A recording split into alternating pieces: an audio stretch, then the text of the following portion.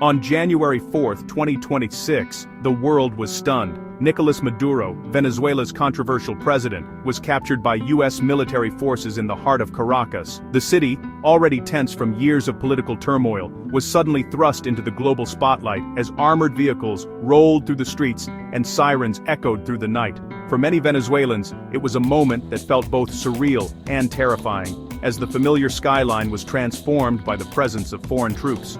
News outlets around the world flashed images of a blindfolded, handcuffed Maduro being escorted by American soldiers, scenes that seemed ripped from the pages of a political thriller rather than real life. The footage was replayed endlessly, fueling speculation, outrage, and disbelief. For some, it was a symbol of long-awaited justice. For others, a shocking violation of national sovereignty.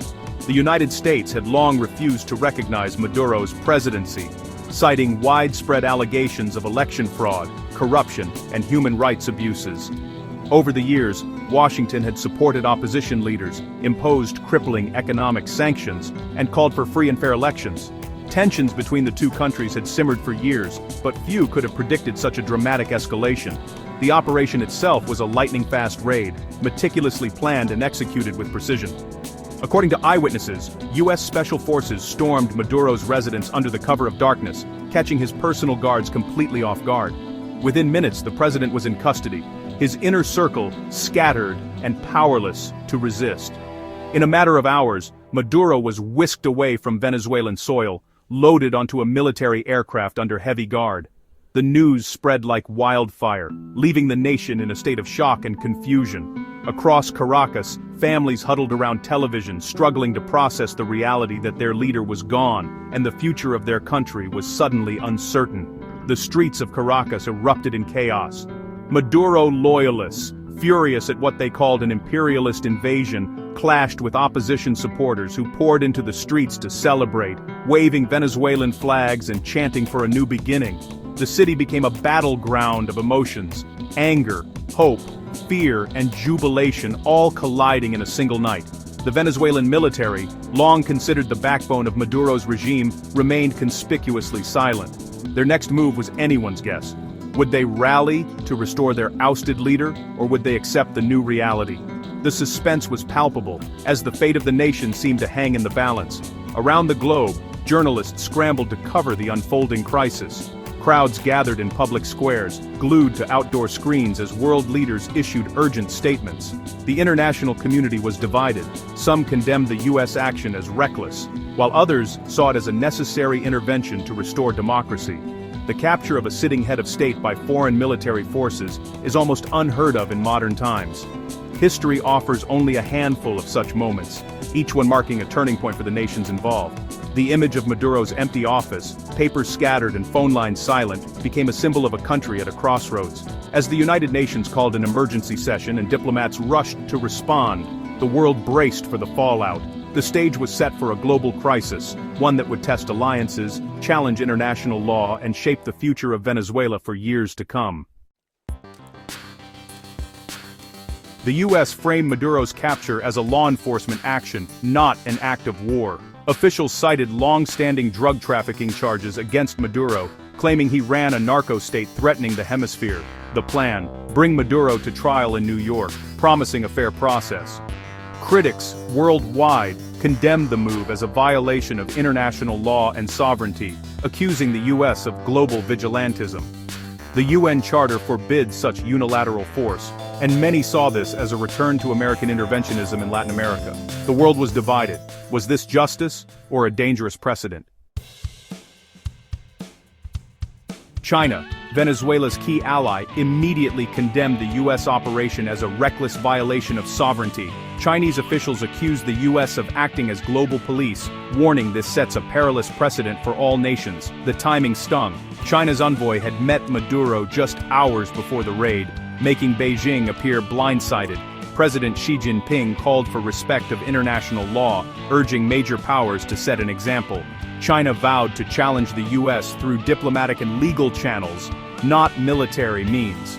The crisis became a test of global power and the rules that govern it.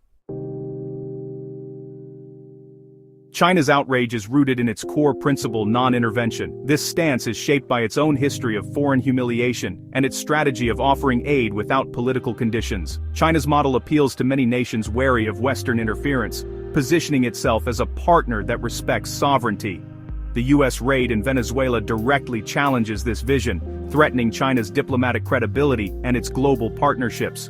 For Beijing, defending Venezuela is about defending a world order where the UN Security Council, not individual nations, authorizes force. The U.S. action reinforces China's narrative of American unpredictability and selective respect for international law.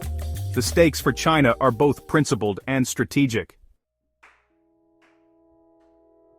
The relationship between China and Venezuela has evolved into one of the most significant partnerships in Latin America, especially under the leadership of Hugo Chavez and later Nicolás Maduro. Both leaders saw China not just as an economic partner, but as a crucial ally on the world stage, helping to counterbalance Western influence in the region. Over the years, China provided Venezuela with tens of billions of dollars in loans, often structured to be repaid with shipments of Venezuelan oil.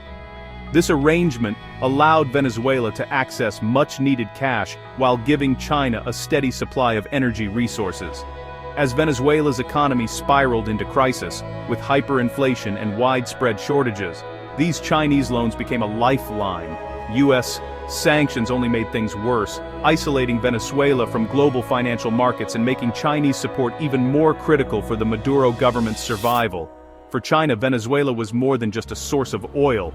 It represented a rare opportunity to expand its influence in the Western Hemisphere, right in the backyard of the United States. By investing heavily in Venezuela, China secured a strategic foothold in Latin America, strengthening its geopolitical position and signaling its global ambitions. But now, with the sudden capture of Maduro, all of China's investments and its carefully built influence are at risk.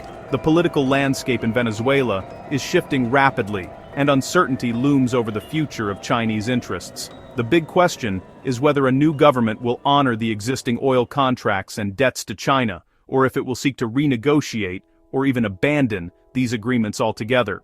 There's also the possibility that Venezuela could pivot toward the West, seeking support from the US and Europe, and leaving China out in the cold. For China, the financial blow is real and immediate. Billions of dollars are at stake, and the risk of default or loss of assets is growing by the day. China's political and economic capital in Venezuela, built up over years of careful diplomacy and investment, is suddenly in jeopardy with no clear path forward. The crisis in Venezuela now threatens to unravel years of Chinese strategy across Latin America, potentially weakening Beijing's broader ambitions in the region. As Beijing weighs its next move, it faces a major diplomatic and financial dilemma, one that could reshape its role in Latin America for years to come. The UN Security Council called an emergency meeting to debate the legality of the US operation. China and Russia, both with veto power, demanded answers, framing the raid as a violation of the UN Charter. Secretary General Guterres warned that such actions could set a dangerous precedent, undermining the global order. Many nations, even those critical of Maduro, were uneasy about the method of his removal. The fear: if powerful countries can seize foreign leaders, no state is truly safe. The Security Council's response will test the UN's authority and the future of international norms. The world's eyes turn to New York, awaiting a verdict on sovereignty.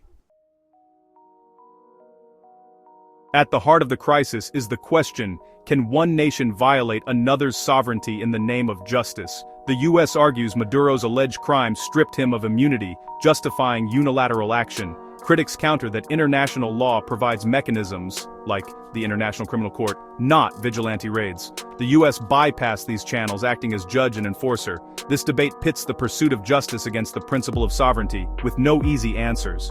The outcome will shape how nations resolve conflicts and pursue accountability in the future. The rules of global engagement are being rewritten in real time. Maduro's capture has plunged Venezuela's economy into deeper chaos, rattling global oil markets and creditors, especially China. Control of Venezuela's vast oil reserves is now up for grabs, with foreign companies eyeing opportunities and risks. China, Venezuela's largest creditor, faces the prospect of unpaid loans and lost influence if a new government shifts alliances. Beijing must now negotiate with emerging leaders to protect its investments. The episode exposes the dangers of lending to unstable regimes and the fragility of China's global strategy.